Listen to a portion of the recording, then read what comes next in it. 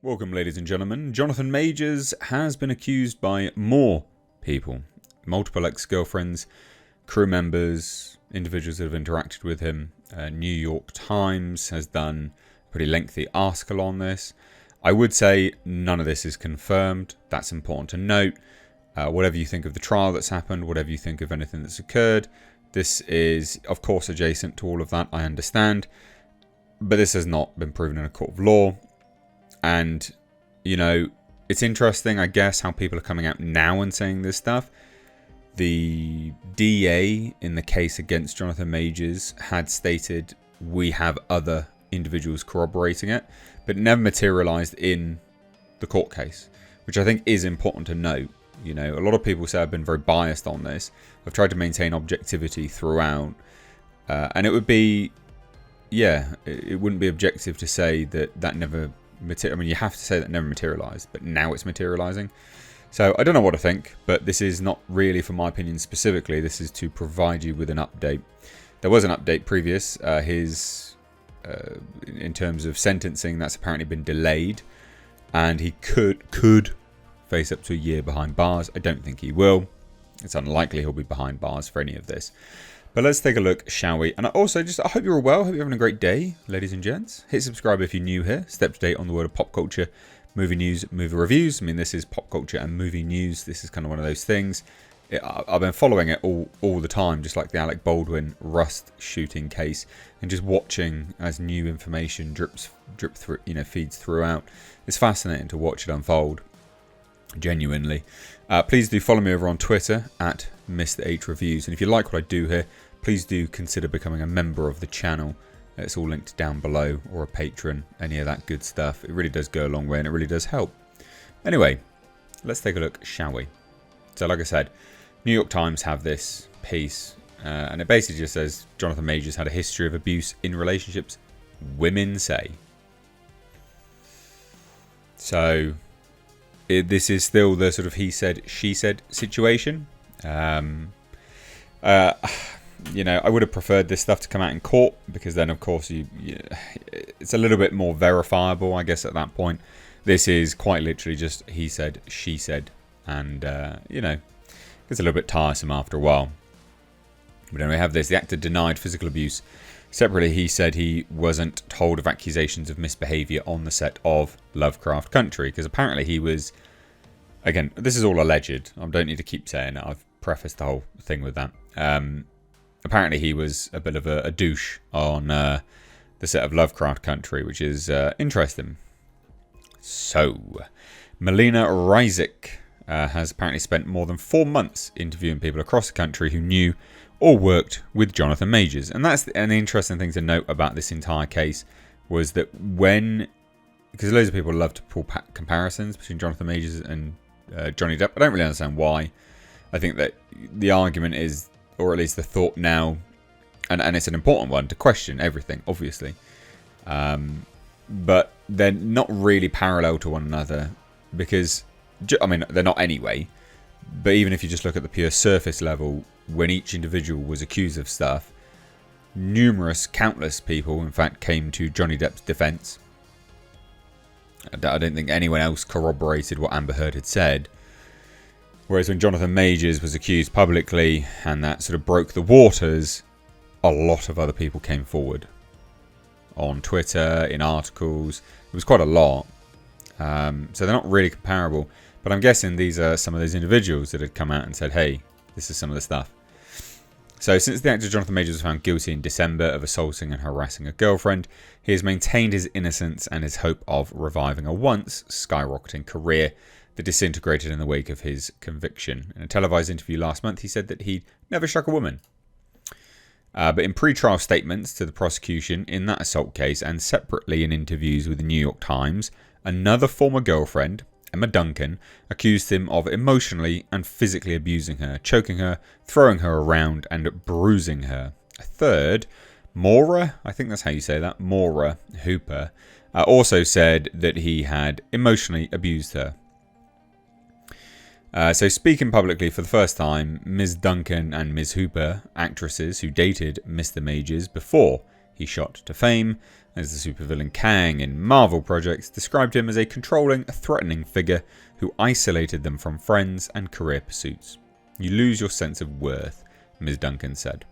And in interviews with former colleagues, The Times found that Mr. Majors had a history of volatility on the set of the HBO series Lovecraft Country that included confrontations with female co-workers that led them to complain to the network. On Thursday afternoon, a lawyer for Mr. Majors, Priya Chowdhury, said that Mr. Majors had not physically abused Ms. Duncan. She described the relationship with both women as toxic and said that Mr. Majors was taking responsibility for his role in them. She added that countless women in the entertainment industry can attest to his professionalism. I wouldn't say it's countless because he's not really been in the industry for that long. That's, pretty important, to be fair. And I will say as well, just again, to be really objective about this, a lot of what's being stated here could have been taken from the trial, if that makes sense. So a lot of what these women say is a pattern of abuse similar to what came out in the trial, with actual evidence, with the text messages, the voice recording showing that he was going to kill himself, all this kind of stuff, right? So could these women have fabricated these things because they don't like him, they want to get a leg up in the industry, and then they saw what came out in the trial, so they're replicating that? Yes, of course. Absolutely, of course. Could it be that he himself is replicating this behaviour across different relationships? Yes, absolutely. So, because it's a he said, she said situation, we don't know, but it's still an interesting thing to cover at the very least for you guys who wanted, or found at least, this story interesting. So it says this article is based on interviews with 20 people, including some who requested anonymity for fear of career repercussions, and on statements submitted to the prosecution in the December case, in which Mr. Majors was found guilty of harassment and misdemeanor assault of Grace Jabari, a former girlfriend. He's scheduled to be sentenced in April. I think that is happening because I think it was supposed to be sentenced this month and then it got delayed. Although his lawyers asked on Tuesday that the judge throw out the jury's guilty verdict. Interesting. Anyway, Emma Duncan got to know Mr. Majors, now 34, at a summer stock program in Chattanooga, New York, and was engaged to him from 2015 to 2019. So pretty full on. Maura Hooper is a fellow student when Mr. Majors attended the prestigious Yale School of Drama, dated him from 2013 to 2015. And both said they experienced his hot and cold tendencies. In the beginning of their relationship, he showered each with attention and seemingly romantic gestures. I think they call that love bombing, actually. Including quickly calling them Mrs. Majors. Manipulative behaviour they've come to understand as, oh yeah, it says love bombing. At first you feel, oh, I'm being loved, Ms. Duncan said. And then you feel, oh, I'm being erased. His lawyer retorted these relationships were between young drama students and all began with mutual intensity. In interviews and pre-trial statements to prosecutors in the case in which Mr. Majors was convicted, the women detailed multiple episodes in which he was a domineering or violent partner.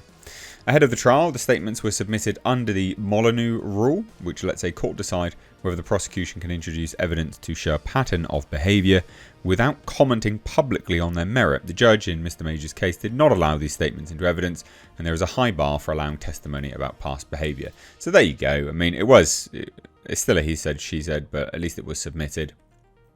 But the judge obviously saw fit to not pursue that. The Times obtained the statements before the trial, and the interactions they described were subsequently confirmed to the Times by multiple friends of the women. So I guess that does throw out the comment. We still don't know. They've not laid it out, so we don't know which is which. I was going to say maybe it'll throw out the case of they could have just replicated some of the stuff from the trial.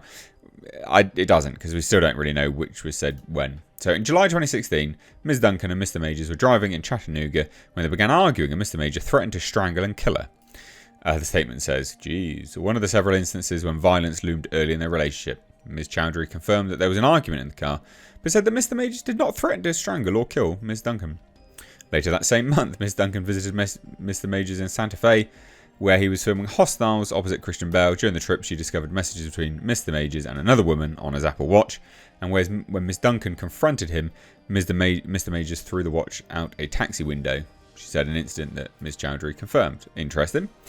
It does seem to have, I'm gonna say this.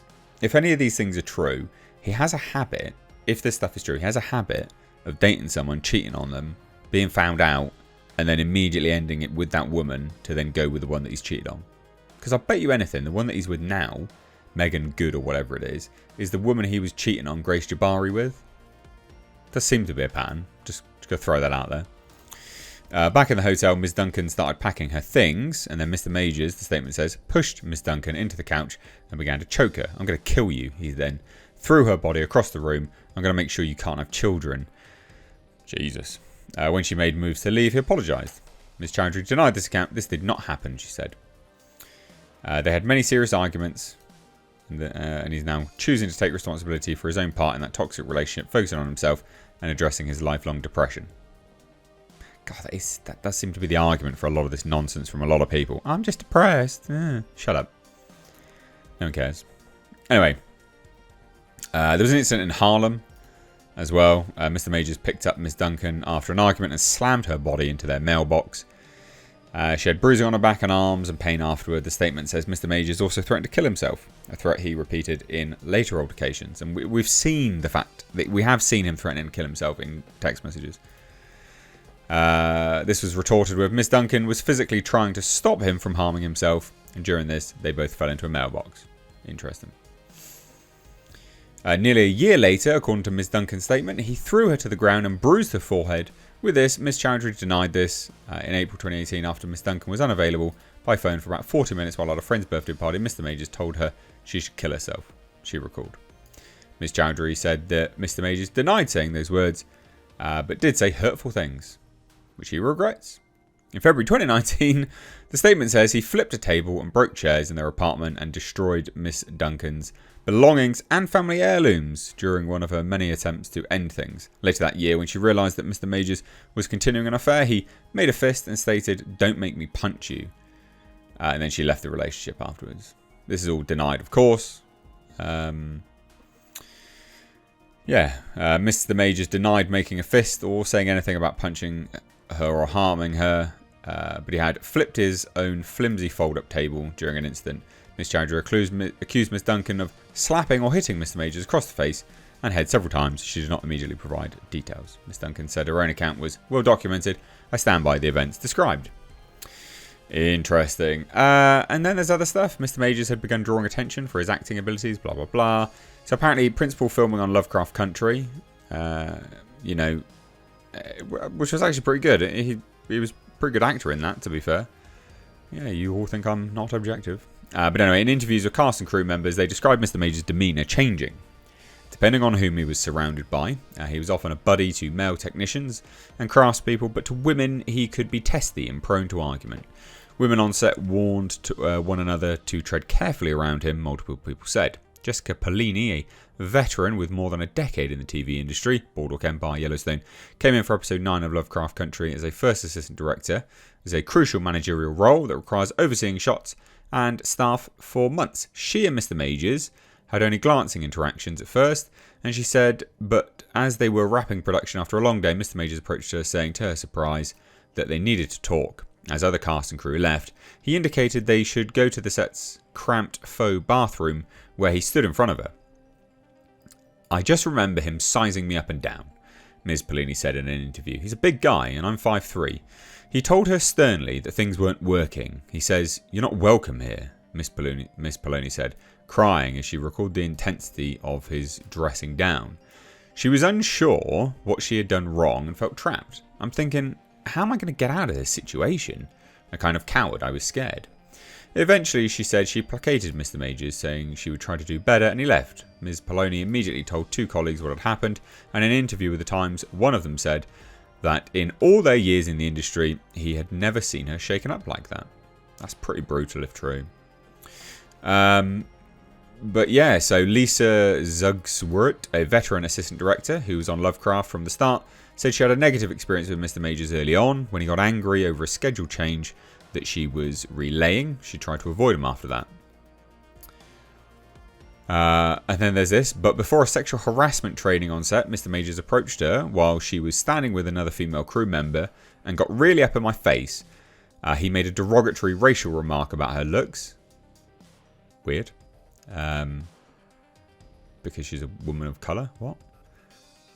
Well, yeah, I guess you can make racial remarks even if you're black, so never mind. But yeah, so she was shocked, less by the disparagement, but by the way he crossed physical and professional boundaries, and especially as she listened to the harassment seminar. They talked about hostile work environment. This is all denied, of course. It's pretty crazy, to be honest. And they all apparently eventually complained about Mr. Majors to HBO, and the network advised them to apologise. He did, allegedly, saying it was a misunderstanding. But someone from HBO didn't want to comment, so who knows about that. Bizarre. And then there's something significantly worse. I'm not going to labour this point too much. You guys can take a look at this if you want. But there's a pretty brutal thing where essentially Jonathan Majors got someone pregnant and took him to a allegedly abortion clinic. Told them that they had to, get it done, and didn't bother to pick her up afterwards. I can't remember exactly where it was, to be fair. It was in here somewhere. Where was it?